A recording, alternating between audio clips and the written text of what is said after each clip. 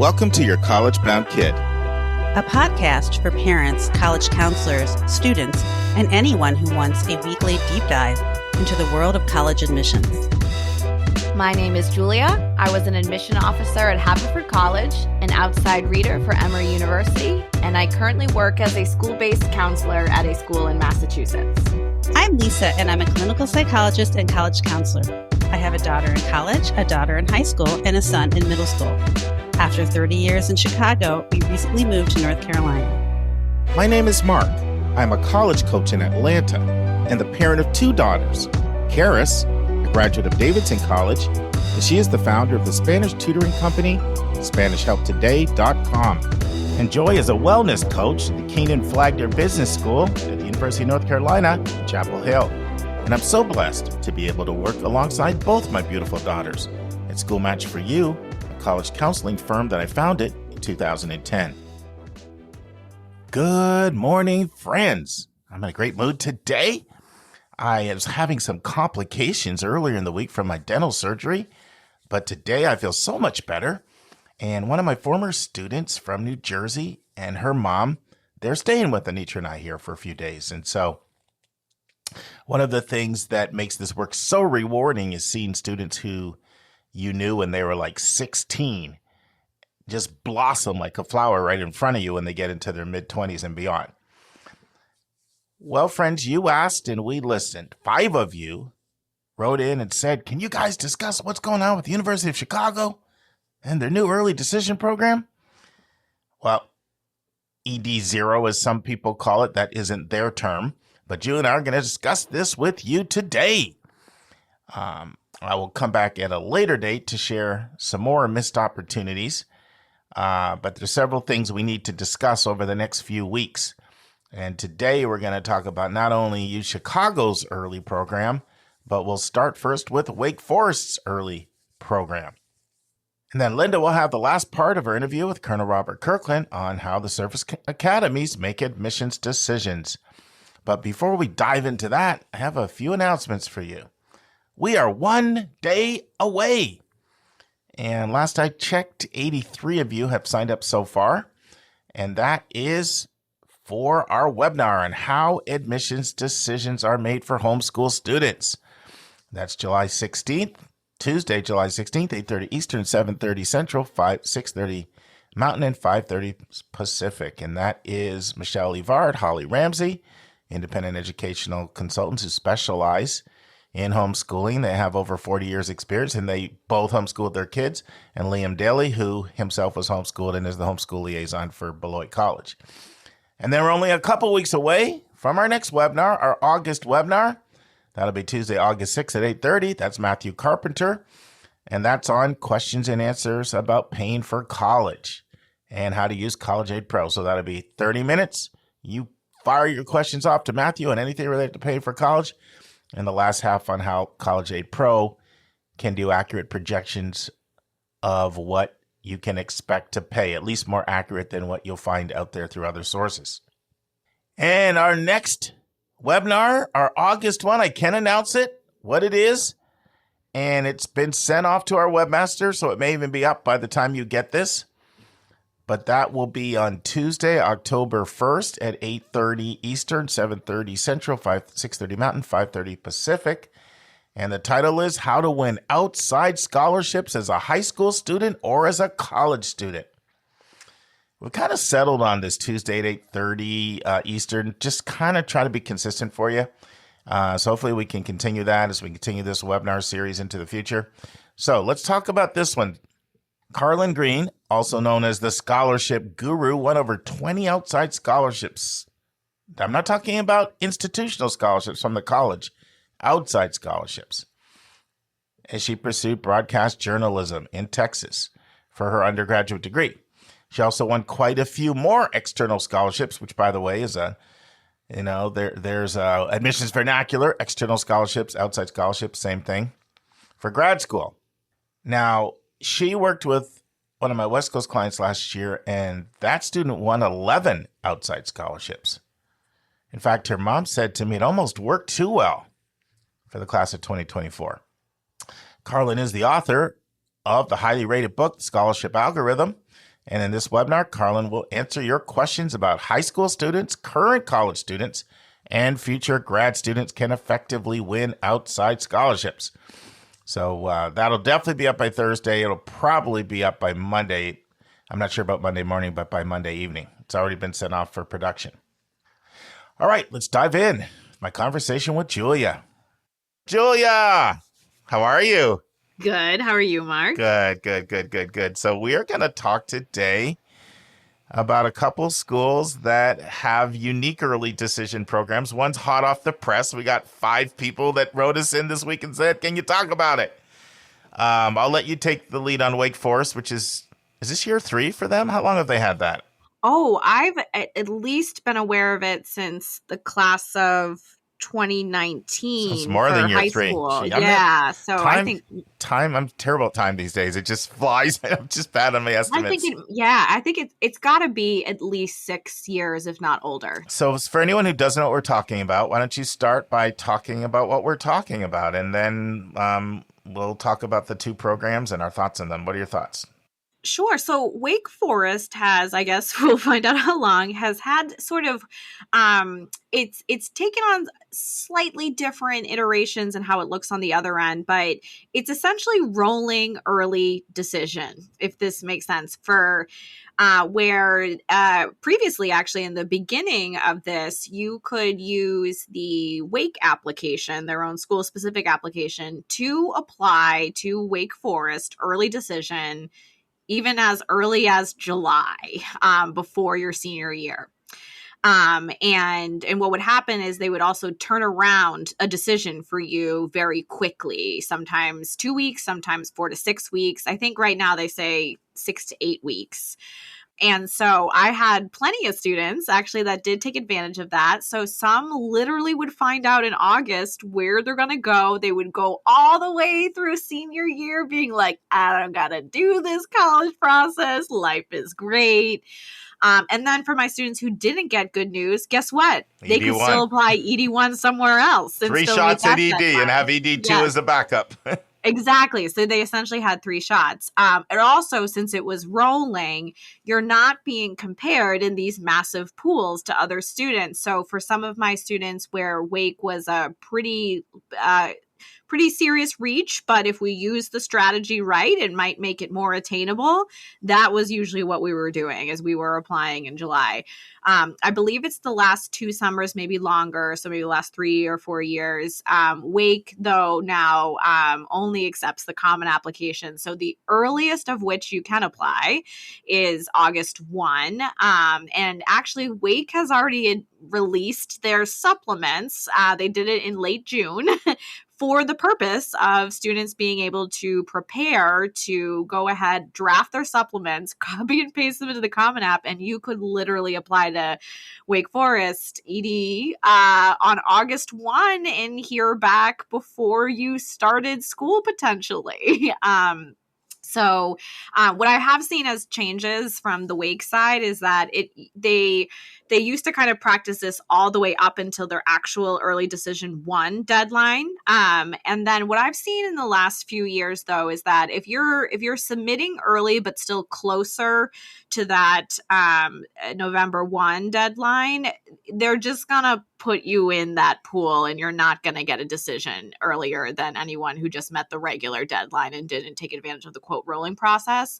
And in fact, I've even seen students, especially now it's just August, I've even seen students who had maybe an October 1 submission. They were just lumped in with the rest of the ED1 group that would just hit the deadline. I won't say who I heard this from or where I heard this, but I know Wake itself is divided on whether they want to continue with this policy and option. And so some are big proponents and some are not big proponents. Can you unpack that a little more, Julia? Like, what are the things that those who within Wake who don't like it, what are the things you hear? So for not liking it, it definitely does obviously privilege people who are full pay or people who might be under my care, right? I can work with you over the summer. We can actually work. We have a registrar that is available to send your transcripts, and we've got teachers who are happy to have written your recommendations far before they usually need to.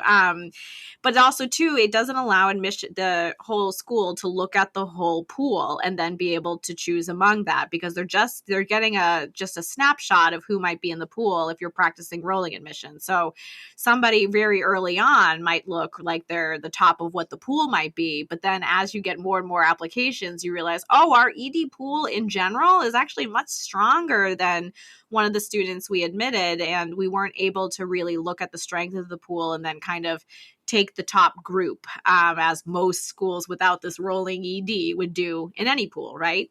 So Julia, just because you have much more experience with the WAKE program than I do, so I'll pick your brain on this more. So, is the pushback all the rolling part? Because it's the rolling part. Okay. Yes, the idea. Yes, exactly. Not to not have ED. Right. Just to, yeah. I also know there's some proponents of making WAKE more selective, and rolling ED does not work in that sense, because you might be admitting people early on that have lower stats than you want to brag about, or you're giving more opportunity for more applications, and therefore kind of depending on how much you sample from ED rolling or the proper ED, you might not hit those selectivity numbers you're looking for, right? So that's another reason to get rid of it. It's interesting so this year I had called WAKE because I did not realize that you can no longer apply in June or July. I didn't realize they had gotten rid of their WAKE application. And even the various folks I talked to in the office didn't seem like super jazzed about a student wanting to apply rolling ED, right? And I do think perhaps the fact that you're really just getting maybe a month or two advantage is not as compelling or helpful, given that it's taking over a month to then maybe read that application, and then they're reading them in batches, I think. So that also defeats the rolling purpose, is that now you're not in the full pool of all ED applicants, but they're taking a batch of who came in the last 4 weeks, reading all of those, moving on to the next group. So it's a little bit different than an actual proper rolling process where, your reader gets your application, makes a decision, you get a result after that, instead of actually being looked at with some other applicants at the same time. All right. Why don't I talk about the hot off the press New Chicago program, and then we can just have some overall conversation about sort of what our thoughts are on these early programs. Does that work? Sure. So this is literally this week, hot off the press, University of Chicago. They have released their summer student early notification. So U Chicago is one of these places that has very robust summer programs. They're some of the most expensive ones in the country. I've seen some, I didn't look at this year, but I know last year there were some that were over 14. So some of them $1,000. Yes. Sorry. Thank you for, yes. So some can be quite pricey. And they've introduced a new, basically what some people are calling ED0, but it's an early decision program only for people that complete their summer programs. Now, the way this works is you have to apply between September 1st and October 15th.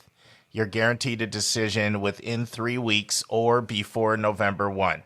And that's very intentional, knowing that November 1 is going to be an ED deadline for a lot of other schools, basically positioning you, if you want to have 3 shots at ED, you just similar to WAKE in that regard. You could do this. You could apply September 1, hear back within 3 weeks. Let's say September 15th, you don't get in, you still have 45 days to figure out if you want to do another ED. Now, this is normally for families of means.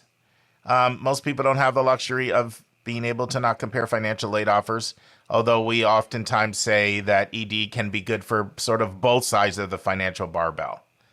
So some of your under-resourced students, you're applying to a school that meets full demonstrated need without loans, sometimes you can potentially get your absolute best package here.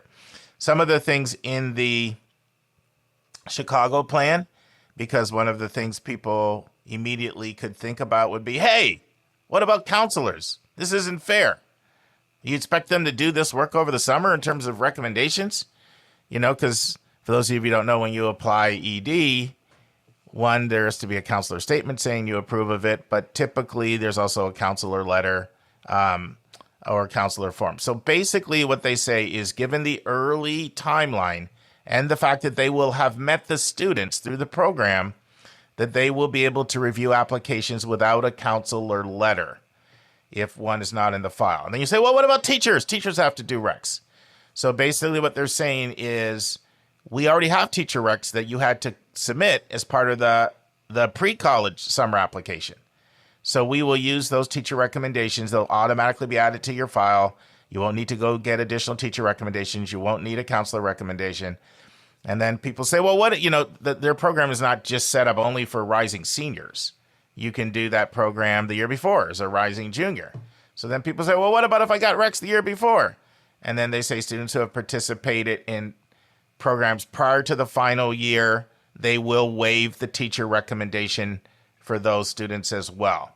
Anything else about UChicago that I didn't mention, Julia, that you think I should, just as far as the description of the plan before we? No, that's pretty much it. All right, so let me get your thoughts. What are your thoughts on these programs? Do you have the same opinion on both of them? Does it vary from program to program? What would you? And obviously they were doing a little editorializing on this. These are the opinions are. We need to have a statement comes in like, the opinions you hear are the hosts of YCBK. They may not reflect that of everybody, but that goes without being said, right? So what are your thoughts? I don't see them at all similar. And I will be very honest, this is really bothering me a whole lot. It bothers me a whole lot already. And Mark, I'm sure you're here too. The amount of, especially when it is, I don't know, January and February, and you all get inundated with Brown pre-college programs, Harvard summer school, all of these, the amount of savvy and not so savvy families I have that, whether through marketing or through the name of the place, believe that these programs are advantageous and getting you in is alarming. It's a huge amount. And these programs are very expensive, and very few of them do actually offer financial aid. And I've had a lot of my low income students crushed thinking, oh, I can't get in to these schools because I didn't get in for the summer program. Guess what? Their admissions office doesn't run the summer program. They might have their professors teaching the classes, but that's about it. And that's usually for a little extra buck, not because they think they're going to find a diamond in the rough and then help you get into that college. So, and here we have UChicago, who is also aggressive in the amount that they, have people do these programs. And I'll give them this. I have had low income students get fully funded for these programs, but I've actually had almost in all cases when they were fully funded, they had to appeal. And these are, like zero, well below the poverty line students. But I've had to appeal. And again, most people believe that these summer programs are absolutely connected to the admissions office for the undergraduate, right? Which is almost never the case. So the vast majority of anyone who takes these programs, especially UChicago's, are full pay, privileged people who have the ability to pay for these programs. And it also does not mean that while there is an application program or an application process for most of these, including UChicago, right? It is mostly about your ability to pay and perhaps your preparation coming from where you're coming from. So for example, I have never had a Milton student never get into one of these programs unless it was because they could not afford it. That is it. So you have, and then also UChicago does not publish their data, right? So what are the quality of these applicants going to be? And is this your way of just incentivizing more basically creating more revenue for the university through the summer programs while in partnership with this admissions process. I just can't think of anything else. The reason they're doing this is for revenue. I can't imagine that they're capturing a bunch of really strong students who all had the ability to pay to go to these summer programs, or I don't know, didn't have caretaking responsibilities, didn't have family responsibilities, didn't have to work. I myself wouldn't be able to ever take, 3 weeks out of the summer to go live in another city and in a dorm. Let me challenge one thing you said there, Julia. I mean, we might agree. So, yeah. I mean, first of all, there's been some talk that Chicago, and I was going to talk about on here, they've actually been having some challenges. It's been written up. Colleges are businesses, and they need to balance their books. And I fully understand that, and I even respect that. And I even see it as being responsible. But giving even more of an advantage to students who can drop $15,000 for the summer, and they easily spend more than that by the time you count travel, feels very icky. And you don't think about that because of their endowment. But sometimes wealthy schools spend a lot too. Right. Well, they've got those lawsuits, and they just got caught, right? And they're not alone in that, but Sure. their peers that have also been there don't have these programs. When Duke starts doing this, then I'll fully leave admissions. Sure. But So here's the thing that you said that I don't think I agree with, and maybe we do. But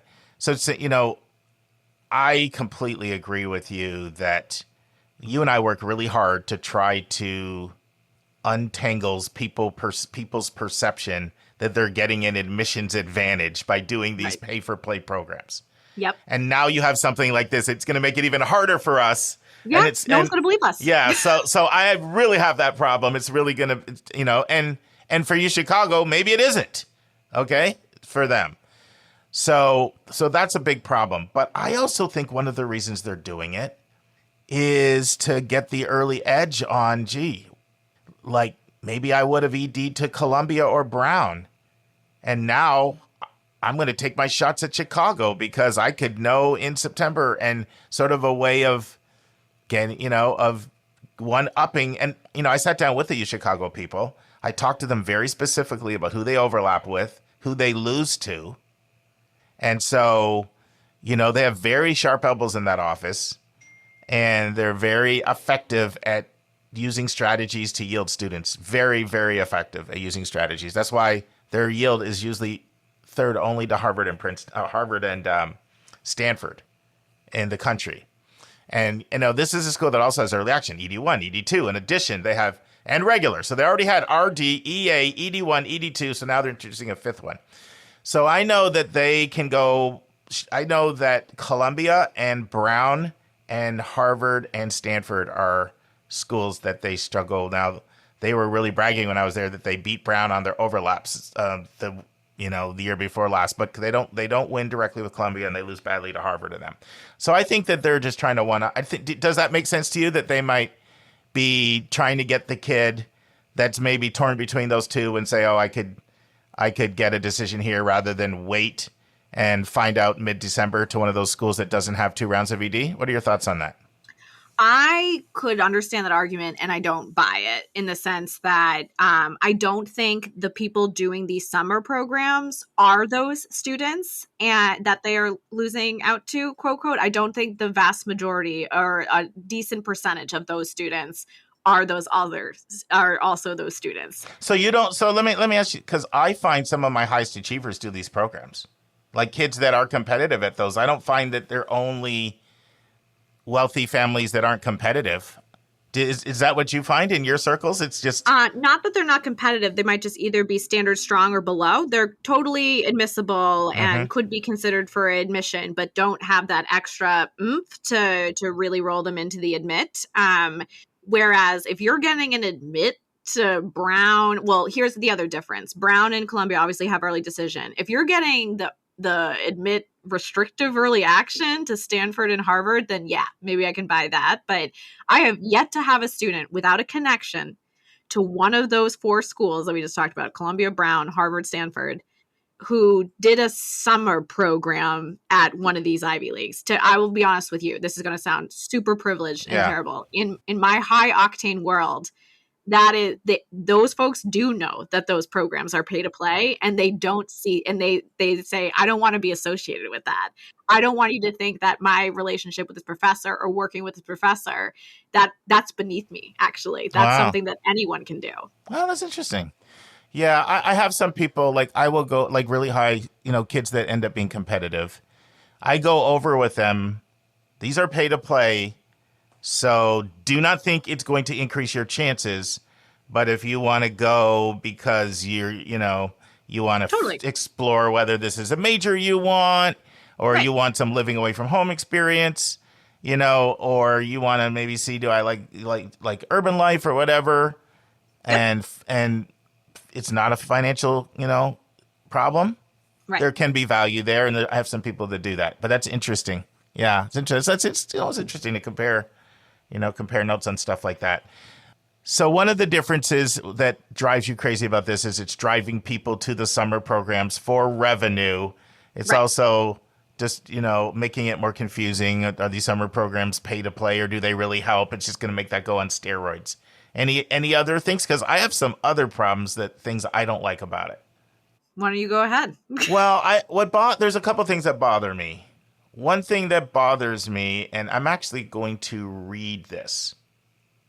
So this is something that they put out on their website, and it says, "Why did UChicago create the summer student early notification?" And, I'm maybe a little bit more, I don't know if I use the word understanding, if that's the right word to use, when schools sometimes do things that are in their best interest, maybe more so than some co-hosts we have. I'm a little bit more tolerant of that. But, totally. But I don't. Would you say totally as in you agree, or you think I'm more tolerant? Which one, Julia? I bet you're more tolerant. Yes. Yeah. I mean, because I feel like I did some stuff like that when I was in admissions. Like, so I feel like I would be a hypocrite. Like, I think you are always trying to improve your place in the marketplace and where you are, and that helps you yield better students. And totally. And you exist to serve your institution. And I get doing some things that, I'm not talking about stealing money from people, but I think there's some things that some people might feel a little squeamish about, that I'm like, hey, like Christoph Gutentag, when he said, hey, our job is first to help our institution, not you. I'm sorry, but that's just the truth. Like, right. No, you're completely correct. But what I appreciate is Gutentag said it. And I don't like when we know this is all about you and you make it seem like it's more altruistic. That grinds my gears. And so in response to the question, why did UChicago create the summer student early notification? Here's what they say. Our summer students over the years have shared with us at the end of their program how impactful their time on campus was for them, intellectually and as part of their college search process. And for many, it confirmed for them and their parents, UChicago was the best fit for them. Beginning in the fall of 2024, students who have completed any of our residential or online, I should point that out, this could be residential or online, UChicago pre-summer session programs are eligible to apply to UChicago through our UChicago Summer Student Early Notification option. Now, here's the last sentence. We hope this will reduce the stress of waiting, provide earlier financial aid awards for assurance of affordability, and make the senior year of high school more enjoyable too. So to me, that's just a bunch of, malarkey. That's just balderdash, twaddle, drivel. It's all of that stuff because you already have early action. Why couldn't you do that through early action in a non-binding way? You already have early action. So I just don't believe that. And I do think a big part of the incentive is to bring dollars into their online to the program, because when you have an online option, you can really scale that in way more ways than you can in residential. So I think a big part of this is to have more people sign up for the online, drive the revenue of that. And it's not about reducing the stress, because you know what? You could say we're going to do the same thing and we're going to do early action. We already have early action, and make it non-binding. And I just don't like it when you do something that's clearly self-serving, and then you come out and you're not honest with it. And then I'll say one more thing and I'll let you comment. There's another answer I didn't like in their rollout. So listen to how they answered this question. Will applying through SSEN increase my chances of admission? We already know ED admit rates are higher. Mm-hmm. So listen to how they answer this. You're waiting for them to say yes or no. Does it increase? Listen to this answer. This application option is best for students who, after applying, have identified Chicago as their absolute first choice and who will enroll if offered admission. UChicago reviews every application within the context of the student's school, environment, and opportunities. The admissions committee considers a candidate's entire application, academic, extracurricular records, essays, letters of recommendation, and optional testing before a decision is made.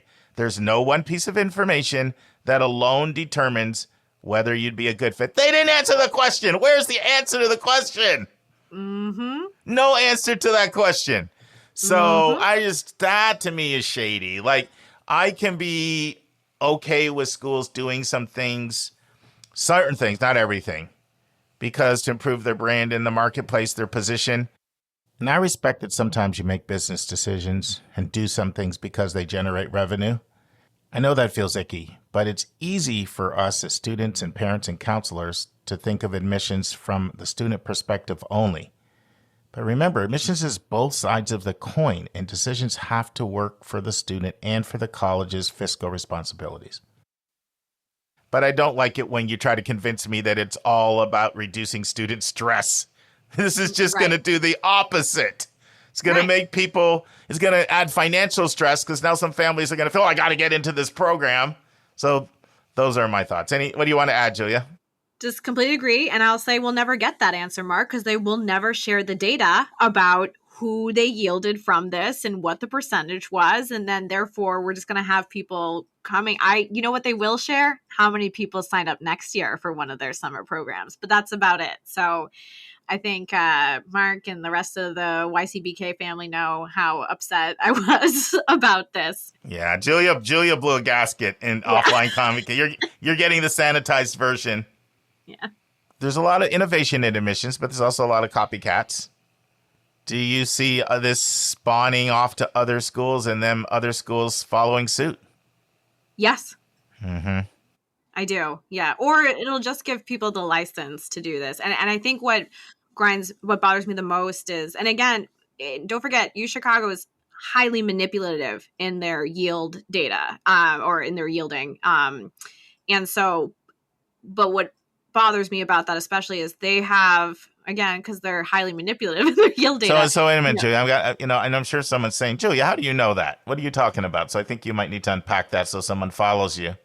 Well, would also refer to the conversation you and I had, Mark, on the podcast about a listener had called in asking, why is UChicago's yield so high? Yes. And so just a quick synopsis of that is that UChicago does the vast majority of their admitting in ED1 and ED2. And that has even changed in the last 5 years. It used to kind of be ED or 1 or 2 or EA was your sweet spot. Good luck in RD. Now it's like good luck in EA. And then they also, when it comes to the wait list, what they do is and for regular decision, they wait list an awful lot with the explicit intention of taking them off the wait list, or a lot of students off the wait list. But those numbers don't count in their in the data, right? So they can report to U.S. News and World Reports this what looks like incredibly. That's why it's a less than 1% admit rate in RD. But if you actually looked at the students they took off the wait list, in addition, they only take students off the wait list that have expressly said, and usually through their counselor verifying it, I will absolutely attend and remove myself from other wait list lists. So it looks as if, and do not get me wrong, I think UChicago is a phenomenal university. I am separating their admissions practices from the quality of their education. And we still refer people there all the time, both of us. All the time. Yeah. It's definitely I think to me, it's a very specific place for a specific person.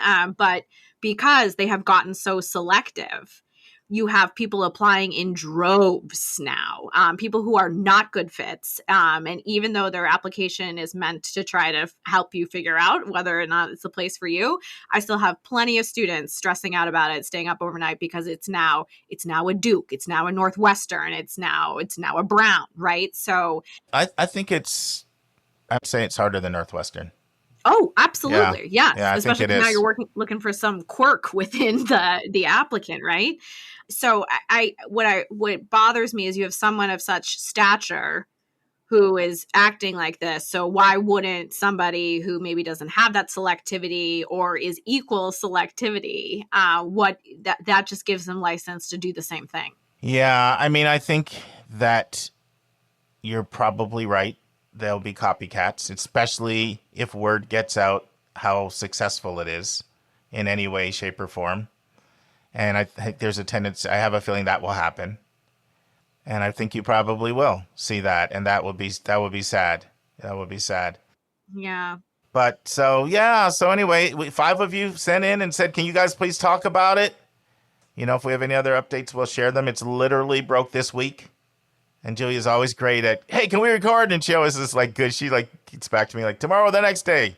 So I'm able to do stuff sometimes really quickly with Julia that way and get it to you literally when it just went live. And hopefully this was helpful for you. But be aware, I know it's complicated out there. You got to keep track of rolling RD. And then you got ED summer program. And then you also have EA. And then you have, ED1 and ED2 and all this stuff. And it's a lot. It's a lot. And sometimes I don't like how much we talk about some of these schools, but at the same time, we're trying to strike a balance here between making college knowledgeable to all, shouting out some unheralded schools, underrated schools that we think are great. But at the same time, we want to be responsive to our listeners. And if 5 people in 1 week say, can you talk about it? We want to be able to talk about it. So I will say this in closing. We had a very exciting group discussion this week, and we are going to be rolling out some of the gems and admissions that admit more kids than they deny that we think are amazing. And you're going to hear, and I say we, it's not just going to be Julie and I, it's going to be multiple hosts. Everyone's sort of identifying their 6-pack of 6 schools that they think more people need to look at this school. It might fly under the radar, but it's amazing. And so we are trying to balance talking about some of these uber selectives with some amazing schools that we think the world of that may fly under the radar because maybe it's not the sweatshirt school or it doesn't have this super low admit rate. So not going to give any dates. I can tell you you'll definitely be hearing that in 2024. We'll just do like one college an episode when we do it on. That'll be on the Mondays, not the Thursdays. And so look for that. But thanks as always, Julia. Thank you, Mark. And stay vigilant out there, friends. Julia's going to be spicy Julia. I can promise you that. You get the sanitized version on the podcast. You do. Speaking truth to power. And now this week's interview with a special guest.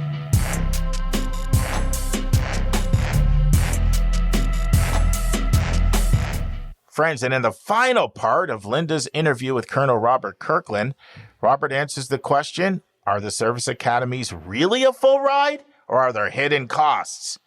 Then Rob explains the length of commitment each student is committing to after graduation, and he explains when this service is even longer for some students.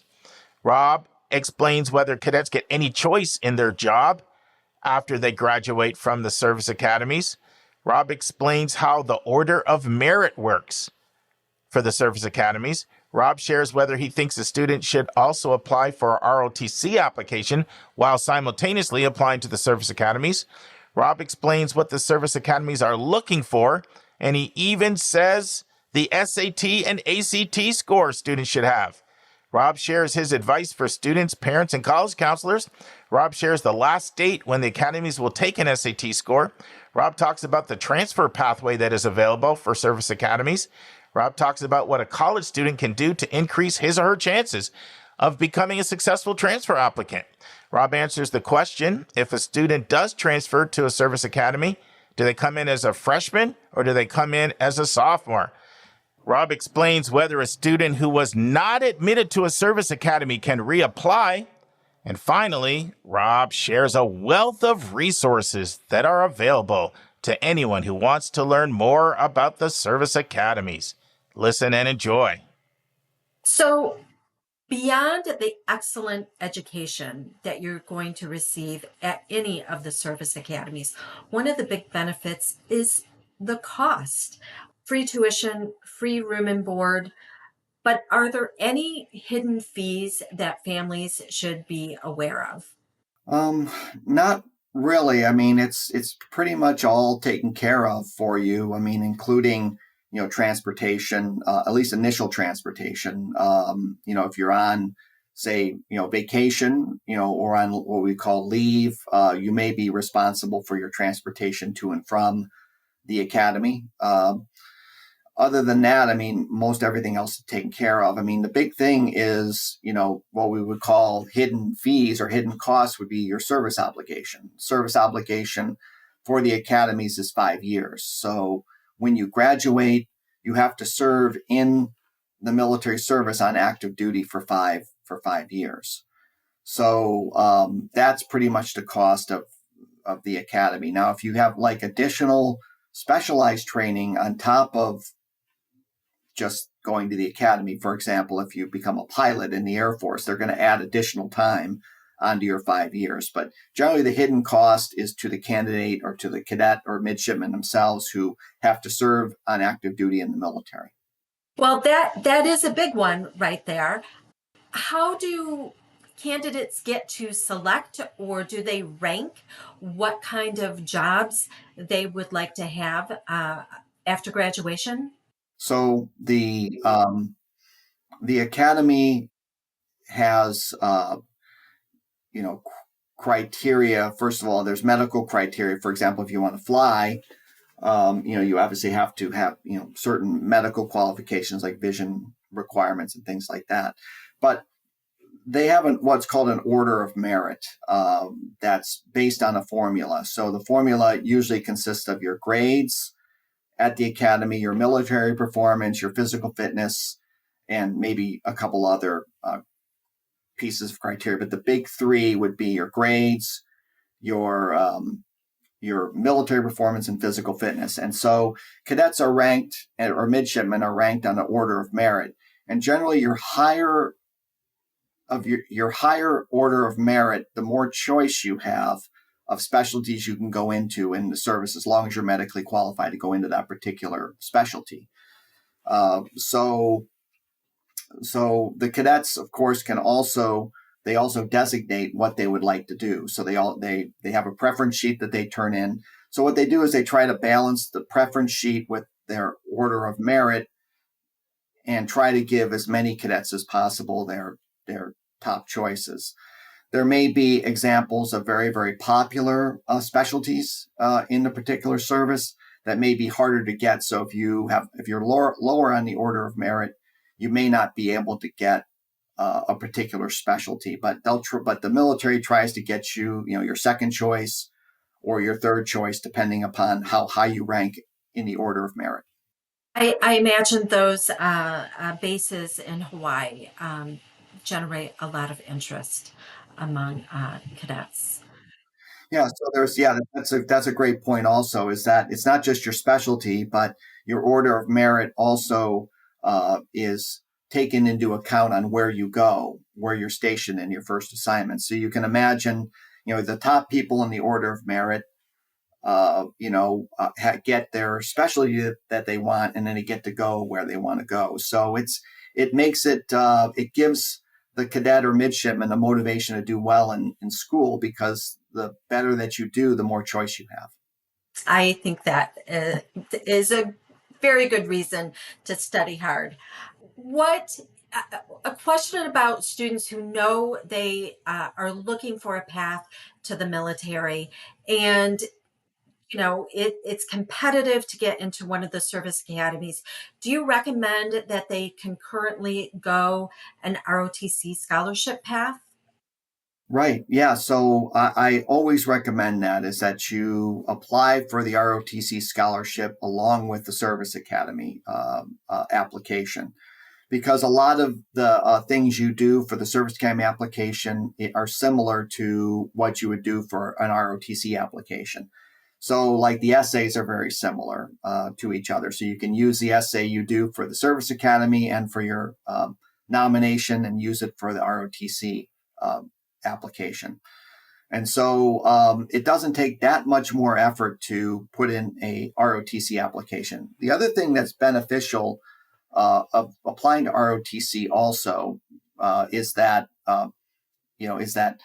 oftentimes during your interviews you do with the Service Academy, or when you get nominated by your member of Congress, usually you're interviewed by a committee with that member of Congress, and they'll ask the question, what is your plan if you don't get into a Service Academy? And so the best answer for that is, my plan is that I will go to, an ROTC program someplace. And, my goal is to become an officer in the military, and the ROTC will allow me to do that also. And so I'm applying for the ROTC scholarship also. So that's usually the best answer to give when a question is asked about what your plans are if you don't get into a Service Academy. That sounds great. Always good to have a plan B. And I like that answer. Broadly speaking, what kind of candidate are these academies looking for?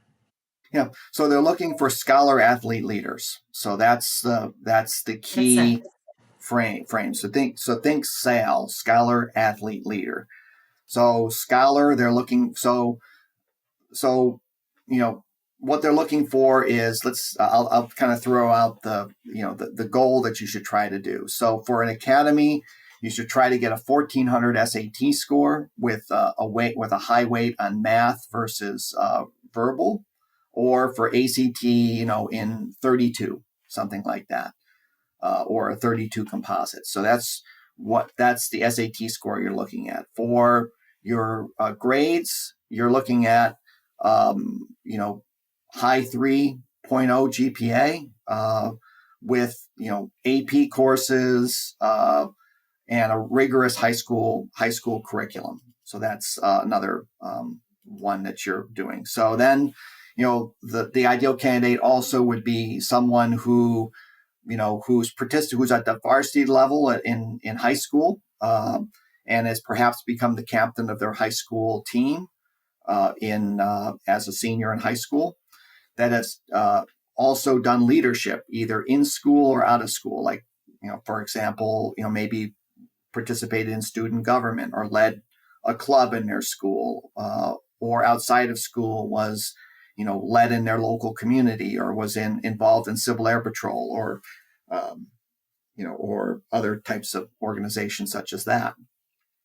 And then they're also, looking there, the teachers obviously, like this individual and think highly of that person and give good teacher evaluations. And then finally, someone who's, physically fit and can score solidly on the candidate fitness assessment. Now, that doesn't mean you have to do the top on the candidate fitness assessment. It's just that they just want to make sure that you're in good physical condition. So those would be like your ideal candidates. And then final advice for students, prospective applicants, their parents, and any college counselors that are helping students through this process.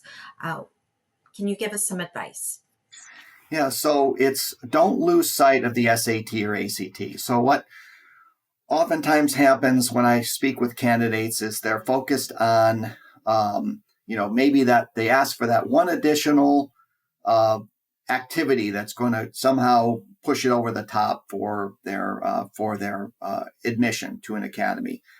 And they're already taking calculus in 11th grade, and they're not really concentrating the SAT or ACT. And I always go back to, making sure that the SAT or ACT is the top priority that you have, and that continue to take that test through your junior year and even into your senior year up through December, because the academies accept the SAT score all the way up, or ACT score all the way up to December of your senior year.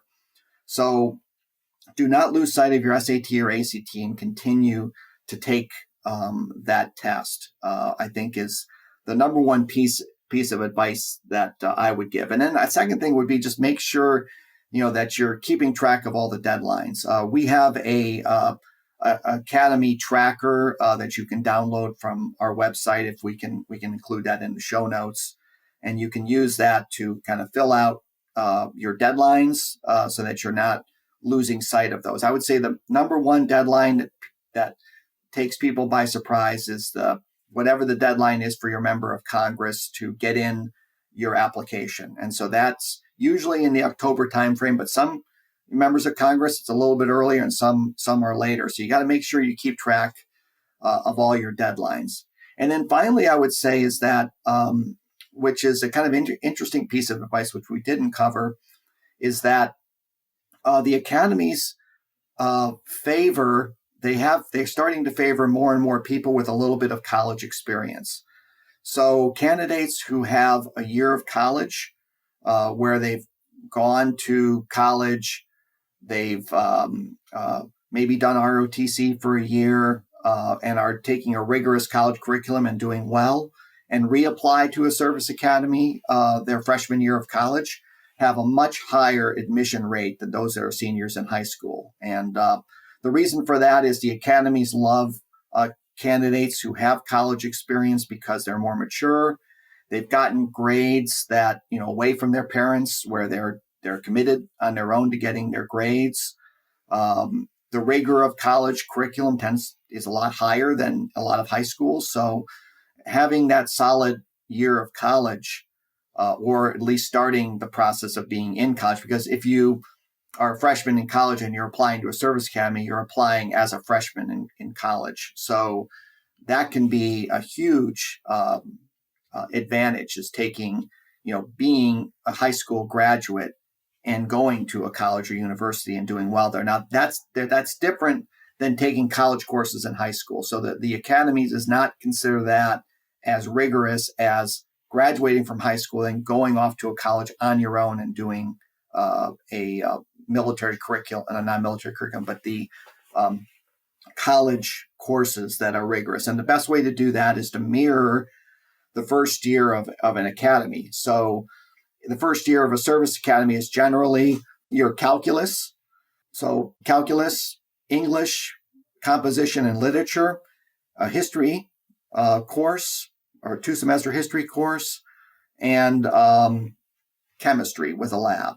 So if you can do those courses as a freshman in college and do well on that, that is going to increase your profile quite well. And I think the final thing that sometimes limits candidates sometimes from taking this route is continue to improve your SAT or ACT. Even if you're in college, they're still going to weight 40% as the SAT or ACT. So if you didn't do well in high school on the SAT or ACT, you're going to have to continue to take that test in college. And sometimes that serves as a barrier to individuals that are already in college to have to, continue to take a high school exam, even though they've been in college. I'm glad you shared that, because that is a question I had that I didn't get to, and there are others, about transferring. So now that you mentioned that, can you reapply to a service academy? So if you apply right out of high school, you don't get in, you go off, you do your 1 year of college, can you apply even though you've already been denied one time? Yeah, matter of fact, I would encourage that, is, like I said earlier, that you can reapply to a service academy. The only thing that you need to understand is that it's a 4-year program at the service academy. So if you, say, have 1 or 2 years of college and you're applying to a service academy, you're going to go back in as a freshman. Now, some of those courses that you've taken in college, you can validate at the academy, but then you would just substitute those courses for electives at the academy. But it's a 4-year program. So you have to realize that if you're going to transfer into an academy, you're not going to transfer as a sophomore. You're going to transfer as a freshman. So you've got 4 more years to do at a service academy. So yes, that they certainly accept transfers, but you're back to being a freshman. Got it. So go into it with your eyes wide open. And I think you are right to emphasize the SAT, ACT, because in our current test optional world, it feels like the sands are shifting under our feet, and except at the service academies, they definitely want to see those test scores. Well, would you please share with our listeners where they can find you if they have other questions. I know you have got a lot of resources for families. So where can they find you? Sure. So you can find me at gainserviceacademyadmission.com, or for ROTC, ROTCconsulting.com. Anytime you search on the internet for, Service Academies or ROTC, you'll see will appear on a Google search. We also have a YouTube channel, as well as 2 podcasts, one for Service Academies and one for ROTC scholarships. We have courses that you can take if you want to take online courses. We have online courses for all the Service Academies, as well as courses on interview preparation.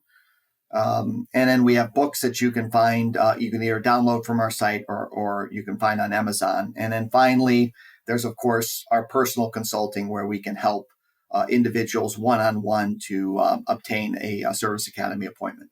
Wonderful. Thank you. Now, as a 2-time YCBK guest, you're escaping the hot seat questions because you've already done that. But I just want to thank you so much for the generosity of your time and sharing your knowledge and, frankly, your wisdom with all of our listeners. I really do appreciate it. Yeah. Well, it was great to be here today. And, this allows, more individuals to consider serving in the military, then I'll know that I accomplished a good thing here today. Absolutely. And as a former Army brat, I'm just going to say, go Army. All right. Yep, thank you, Rob. Absolutely. Thank you.